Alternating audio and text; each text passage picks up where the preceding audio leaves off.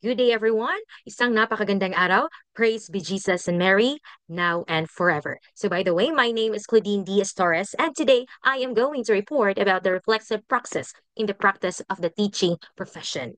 And as we go through these topics, so dito we will define what reflexive praxis is. We will also explore how it appears in real-life classroom situation, and we will also understand its foundation in our national education standards and policies. And with that, let us begin by first understanding what the terms reflexive and praxis really mean and how they guide us toward becoming a better educators every day. And with that, let us begin this by citing a situation. So I'm going to share a simple classroom scenario that shows how reflexive praxis works in practice.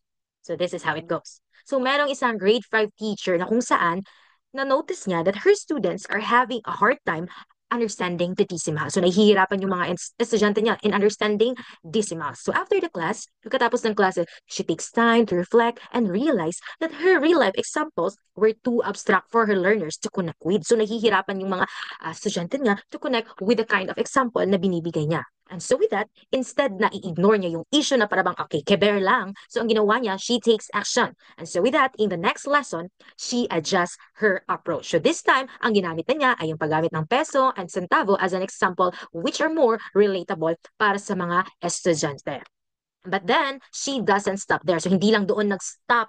Okay? She also brings up the challenge during sa LAC or the Learning Action Cell where she received even more ideas sa kanyang mga colleagues. And so with that, makikita natin sa scenario na yun that this is a great example of reflexive praxis in motion. So, si teacher nag-reflect, nag-take ng action, and collaborates to improve her teaching practice for the benefit of her learners. So this is a small but meaningful cycle na kung saan nakakagawa or nakaka-create ng learning environment that responds sa kung ano yung pangangailangan ng estudyante. And based on the example, ayan, aalamin na natin kung talaga yung reflexive, ano ba yung process. So as shown on the slide, being reflexive means, ayan, being self-aware and thoughtful about one's action, especially sa context ng pagtuturo. So dito po, it involves constantly examining our own belief, yung mga decision natin, and yung mga classroom practices na ginagawa natin. So in other words, sa madaling salita, we don't just teach. Again, we don't just teach, but we also think about how and why we teach the way we do. So sa pamamaraan na ito, it allows us to grow professionally and respond more effectively to the needs of our students. So yan yung reflexive.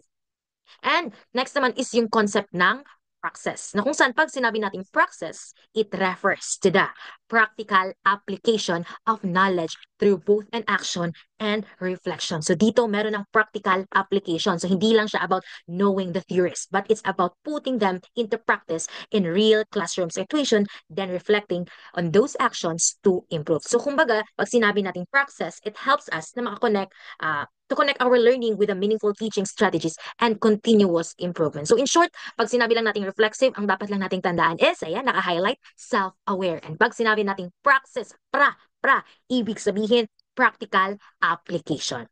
And pag kinumbay natin ang dalawang ideas na ito. So ayan. So yan na yung tinatawag po nating reflexive process na kung saan ang ibig sabihin, this is a continuous cycle of ayan, critical reflection and intentional action. So kumbaga, this is not just about thinking about what happened in the classroom, but also taking deliberate steps to improve based on those reflections. So wala hindi mo pinagkabit ano yun, kibit balikat, wala mo gikiber, but you take actions based sa kung ano yung mga nakita mong mga kailangan i-improve. So, ano bang halimbawa nito? So, for example, let's say that I noticed na yung mga estudyante ko are not engaged during my reading activities. And so with that, ayan, I reflect and realize that the materials na ginamit ko might not be culturally relevant or age appropriate. So, as part ng reflexive process, I don't just stop at that insight.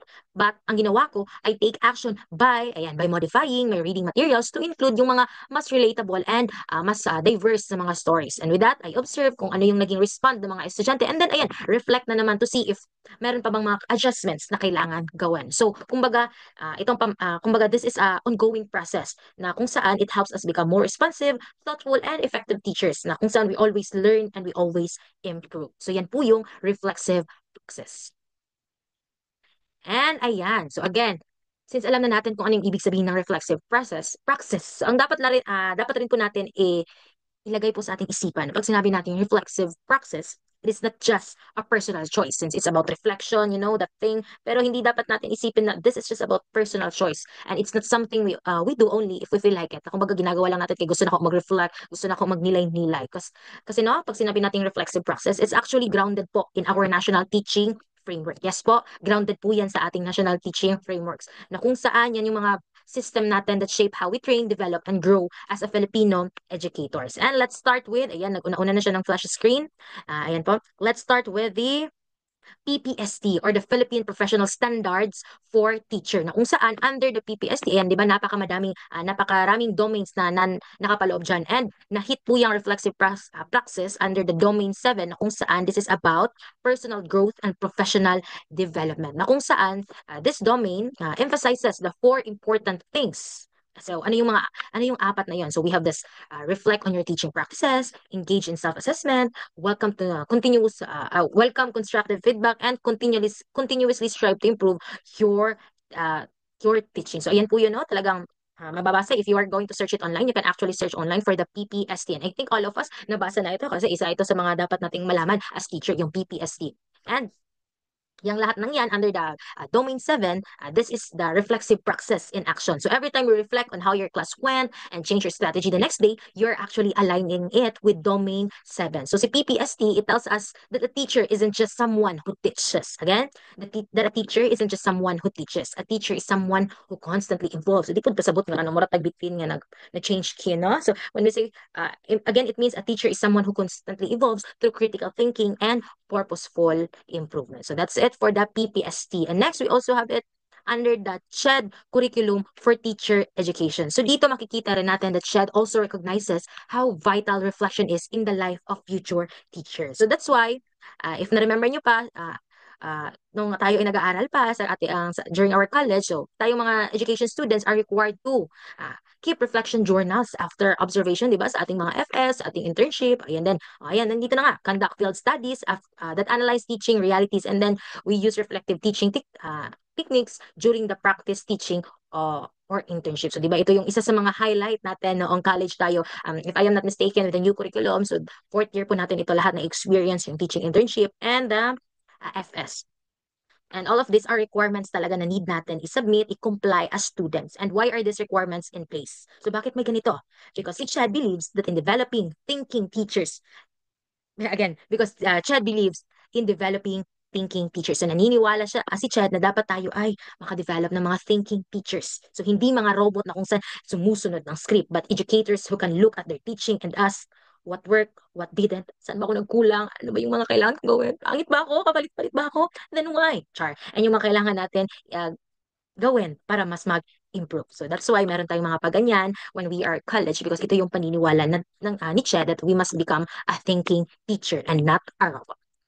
And the next one, the last one, something even bigger because reflexive praxis, Puno, is also supported by law. So we have this, the RA 10533 na kung saan it promotes lifelong learning and teacher development as a cornerstone of quality education. So dito po it states na dapat si teacher ay mabigyan ng opportunities to continuously improve, receive ongoing training, ayan, napakadaming training, di ba, mga seminars ni teacher, and engage in reflective practice and grow based on feedback and experience. So dito po, when we reflect on our lesson and adjust based on the feedbacks or revise our method, pag-attend ng kagaya ng mga NSET lock, ayan, no? So we are not just doing good practice, but we are actually fulfilling the law's vision for empowered and evolving educators. So hindi lang pala yan, hindi lang pala siya about dahil at sa ating konsensya na dapat ito yung gawin natin. But actually, it's anchored sa isang batas. It's actually anchored sa batas na RA 15033 in becoming and effective educators, evolving educators. And that's the reflexive praxis na kung saan a cycle guided not just by instinct, ayan, but by professional standards like PPST, academic training through CHED, and educational policies like RA 10533. So in conclusion, so si reflexive process po is not just about improving our own teaching, but it's about meeting our responsibilities as professionals, as lifelong learners, and as agents of change in the classroom. So it's thinking, it's acting, it's growing again and again and again. Ayan, diba? Learning never stops. So kumbaga, ganyan po yan. And with that, ayan po, so we are done with that kung saan naka-anchor yung reflexive process na pwede nating pagbasihan. And also, ayan, Now that we know what reflexive praxis is, and how it's supported by national frameworks like PPST, CHED, and RA 10533. So ngayon, let's bring it closer to home. So kumbaga, this time, let's answer this important question. How does it actually shows up in the real Philippine teaching practice? Again, how does it actually show up in real Philippine teaching practice? Well, let's break this down into three key stages. So we have the teacher education program, the in-service teachers, and the practice teaching. So let's start first with the teacher education program. So let's begin at the very start na kung saan dito po ay our future educators are first molded. So, di ba? Alam na alam natin yan. Ayan, okay, apply tayo ng college. Okay, yan, College of Education. Dito tayo. Okay, so imagine being a pre-service teacher. So, every week, you're asked to write in your reflection journal. So, di ba, no? Dili dyan na siya mawala. Sige, dyan tagpasulaton, anak. And so, with that, ayan, you pour out all your thoughts after each class observation. So, doon ngayon, ang ginawa mo today, kumbaga, sinulat mo lang today, I noticed how the teachers give clear instructions, and I think that helps students stay focused, and maybe I should do that in my micro teaching. And also, dito rin po, you also keep a teaching portfolio where you analyze your lesson, not just whether the student passed or failed, but why they responded the way they did. So, ito po, no? Kagaya ng mga courses na i-remember nyo sa college natin, yung facilitating learner-centered teaching, the teaching profession, and field study. So dito po, you're asked to dig deeper. How did the strategy help learners? What would I do differently? So kumbaga, the goal is to form the habit of thoughtful early.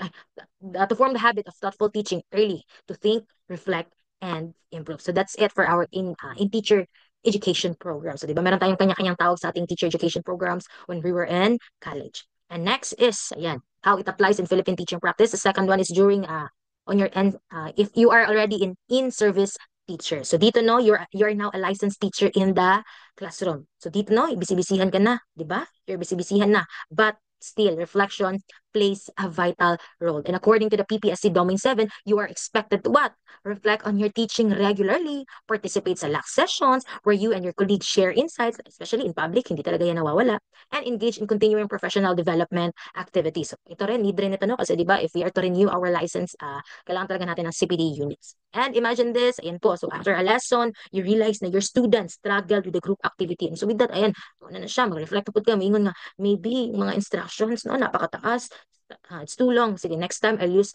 mga simpler steps and model. And next time siguro gagamit ako ng mga simpler steps, and dapat siguro i-model ko muna yung process muna. Then during your last session na naman, you're going to share all of this with your co-teachers. Then ayan, meron magsasuggest. Ayan, meron nun talaga ng, okay, ayan, sige, maybe you can use a think, pair, share method and you can try it. And with that, ayan, nakita mo nga, ala no, effective jud ay. And so that's reflexive praxis na alive and well, helping you grow beyond your lesson plan. The last one, we have the during practice teaching. So dito no, let's zoom in one of the most exciting and nerve-wracking parts of your teaching journey, the practice teaching. Di ba no? Kaya ala, this is it. Kailangan dyan ako makapasar.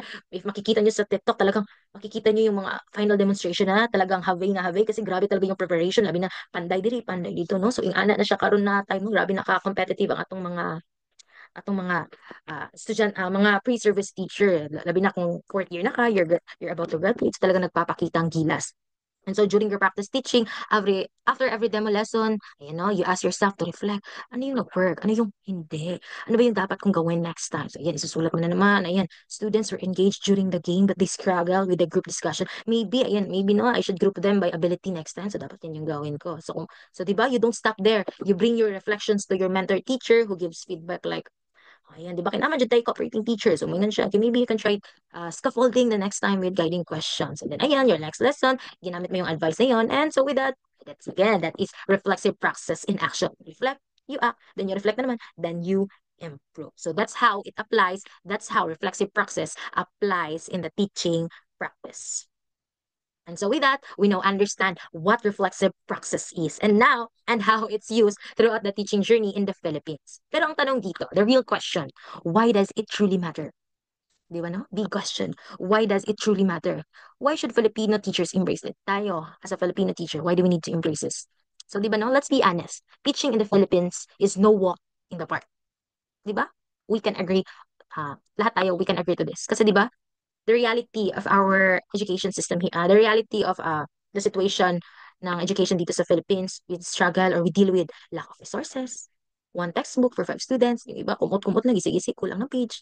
Then, Overcrowded yung classroom, 40, 50, sometimes 60. Diba? Napakahirap.